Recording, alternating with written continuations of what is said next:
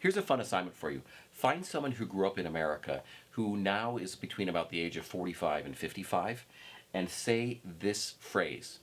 Weebles wobbles, but, and stop. And I almost guarantee you they'll look at you and they'll say, but they don't fall down. This was a really popular children's toy. I had them when I was a kid, and it was this little egg-shaped doll that was weighted, and they would kind of wobble back and forth, but because the weight was on the bottom, once they were done wobbling, they would kind of sit back straight up. So what does that have to do with piano playing? I think it's a really good analogy for posture. This is a really basic concept in piano playing, but it's one that is always worth revisiting, and it's something I see with my own students, and I see with myself that I can always use an adjustment and a reminder of. This is a difficult passage I'm about to play from Gershwin's Rhapsody in Blue. This falls very close to the beginning of the concerto, and when you're sitting on stage, this is often when your body is amongst the most tense.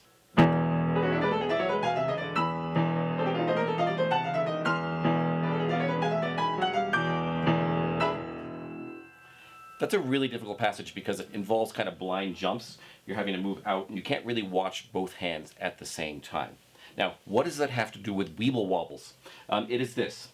I find in practicing a passage like that, and I see this with my own students, and I'm sure you've experienced the same thing, that the more you do it, and when you make mistakes, your body tends to do this. You tend to lean in, and you try harder, and you wind up in this position. I find this to be a stress-inducing position, and let's talk about that just a little bit, and then again what it has to do with Weeble wobbles. When I'm leaning in, I'm creating tension in my upper body.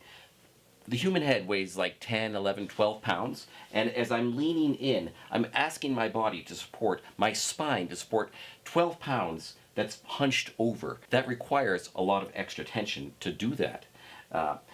I've found that practicing in a straight back chair where I'm sitting to be very helpful, and it's a reminder of good posture. I want my spine to be basically up and my head balanced over my spine as opposed to my head sticking out over here. And keep in mind when you're performing on stage, your body's probably going to be, I don't know, maybe 20% more tense to begin with. So if I'm practicing a way that is already 20 or 30% more tense because I'm leaning in this way, and then I add that extra, it's going to be harder. So in terms of physicality, this is a big deal. But in terms of logistics, it's also a big deal. The hard thing about this passage is that I have to play increasingly farther out on the keyboard where I can't quite watch both hands at the same time. If I lean in, I'm going to be cutting out my peripheral vision. So the farther I lean in, actually the less I can see on the piano, and thus the harder it gets.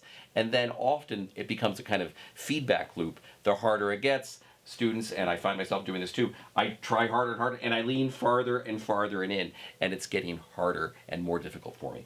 So you might try practicing in a straight back chair.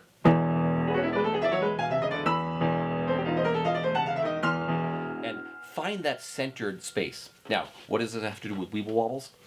Yes, there will be times, I'm not saying that you always have to play completely straight back. Your body is going to move like this, and it's going to move forward and it's going to move backwards.